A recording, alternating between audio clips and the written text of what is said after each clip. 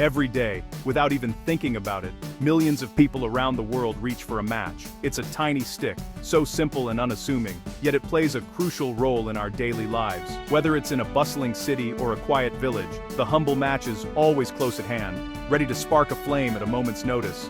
We use matches to light candles at birthday parties, marking special moments with a warm, flickering glow. The excitement in a child's eyes as they watch the flame dance atop a birthday cake is a memory cherished by families everywhere. Matches help us start campfires under the stars, bringing people together to share stories, laughter, and warmth.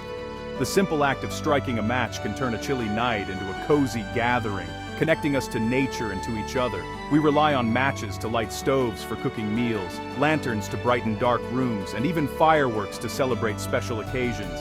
In so many ways, matches are woven into the fabric of our everyday routines and celebrations. Yet, most people do not think twice about this simple action.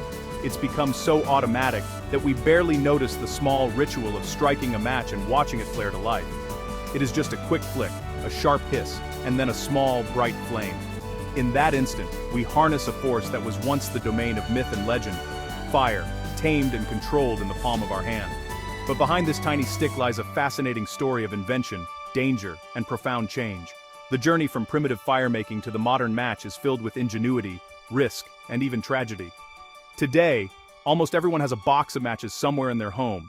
They sit quietly in drawers, on shelves, or tucked away in emergency kits, always ready to serve when needed. Some people keep them in kitchen drawers for lighting stoves or candles. Others pack them in backpacks for camping trips, and many include them in emergency kits, trusting matches to provide light and warmth when it matters most.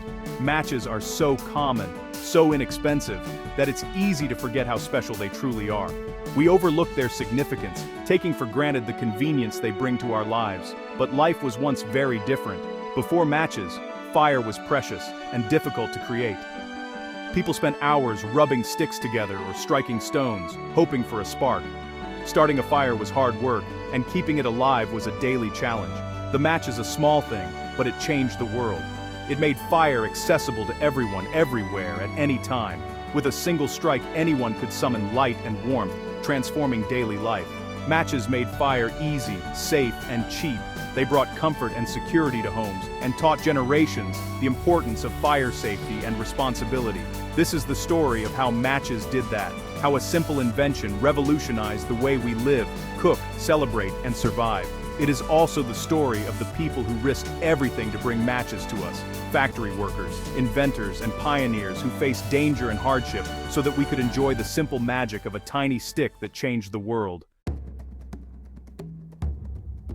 Imagine a world without matches, no quick flick, no instant flame, just the cold, stubborn darkness and the challenge of coaxing fire from nothing. For most of human history, this was reality, a daily struggle that shaped lives and civilizations. To make a fire, people had to work hard.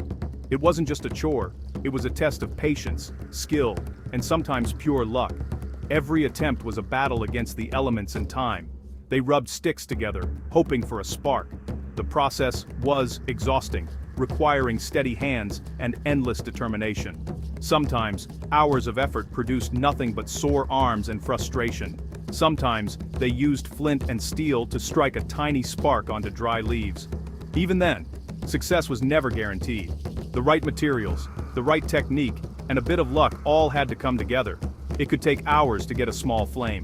People would blow gently, coaxing the ember to life, watching anxiously as smoke curled upward, praying it would catch. Rain or wind made it almost impossible. A sudden gust could snuff out hours of effort in seconds. Wet wood or damp air turned the task into a near impossible ordeal. Long ago, even kings and queens needed servants to keep the fire alive. In grand palaces, entire teams were dedicated to tending the hearth, ensuring warmth and light never faded. If a fire went out, it was a disaster. The loss of fire meant more than inconvenience. It threatened survival, especially in the cold months. In winter, it meant cold nights and no hot food. Families huddled together, shivering, longing for the comfort of a warm blaze. The fire was the heart of the home. In cities, people bought fire insurance from their neighbors. Communities developed systems to help each other, sharing embers and warmth in exchange for payment or favors. They paid money just to borrow a few glowing coals if their own fire died. These precious embers were carried carefully, protected from wind and rain, because losing them meant starting over from scratch. For most of history, fire meant safety and life. It was the difference between comfort and hardship, between survival and danger. It cooked food and warmed homes. Fire brought people together, providing light in the darkness and hope in the cold. But it was so hard to make that people treated it like gold.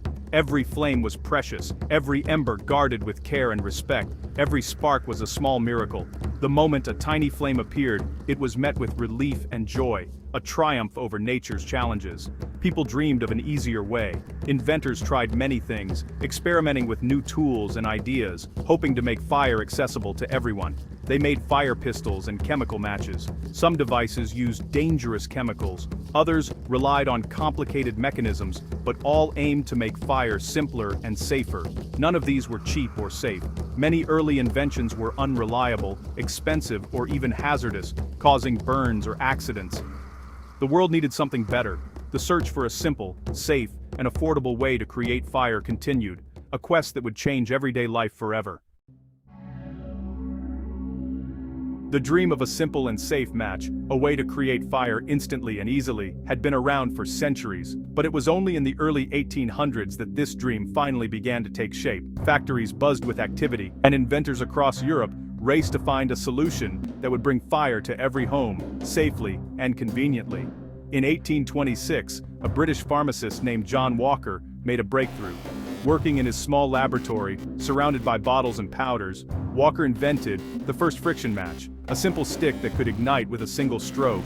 He carefully mixed a blend of chemicals and applied them to the tip of a wooden stick, experimenting with different formulas until he found one that worked. When he scraped the match against a rough surface like sandpaper, it suddenly burst into flame, a small, controlled fire at his fingertips. It was a moment of wonder and excitement. People were amazed by this new invention. For the first time, fire was only a scratch away. Lighting candles, stoves, or lanterns became quick and easy, transforming daily life in homes across the country. But there was a problem. These early matches were far from safe. The excitement soon gave way to concern as people realized the risks.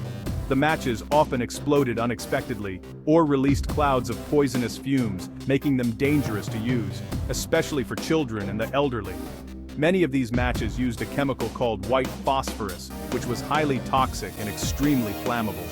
Workers in match factories handled it daily, often with little protection. The matches could ignite with the slightest friction, even inside a pocket, burning holes in clothing and causing painful injuries.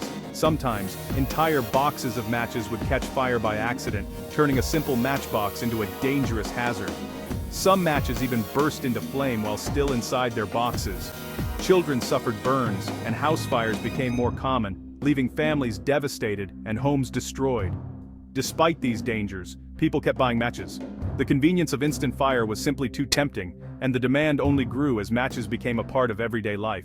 But the real danger was not only in using matches, it was in making them. In crowded, poorly ventilated factories, workers, many of them women and children, faced daily exposure to toxic chemicals, risking their health and lives to meet the world's growing hunger for fire.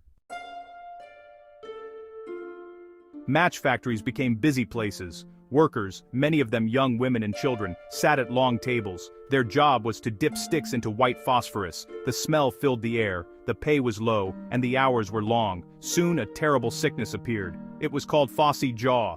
The poison from white phosphorus got into workers' bodies. Their jaws rotted, their faces swelled and became painful to touch. Many died young, some lost their teeth and had holes in their faces. Newspapers wrote shocking stories about the match girls. People protested in the streets. They demanded better pay and safer work.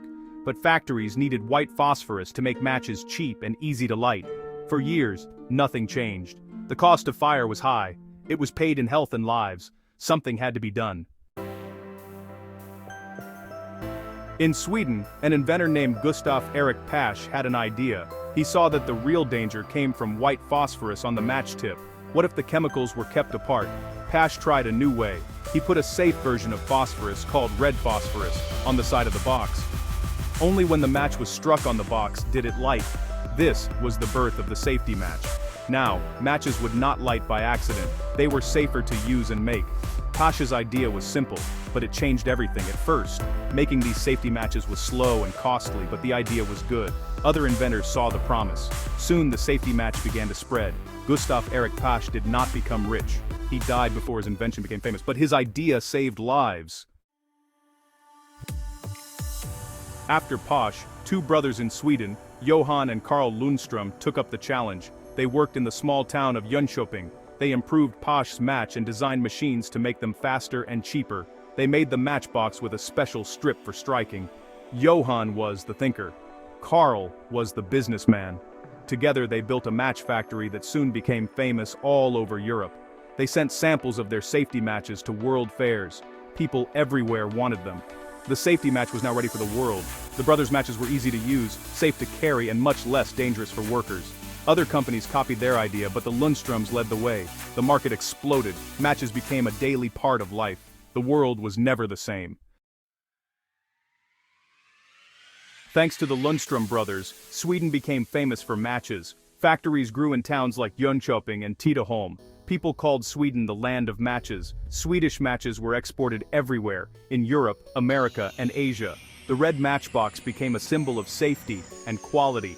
Sweden's forests provided plenty of wood for matchsticks. Clean water from Swedish rivers helped in making the boxes. Swedish science and industry worked together to lead the match world. Thousands of people found work in the match factories. Towns grew bigger and richer. Swedish matches even won prizes at world fairs. The world trusted Swedish safety matches more than any others. This small invention helped Sweden shine on the world stage. It brought jobs, money, and pride.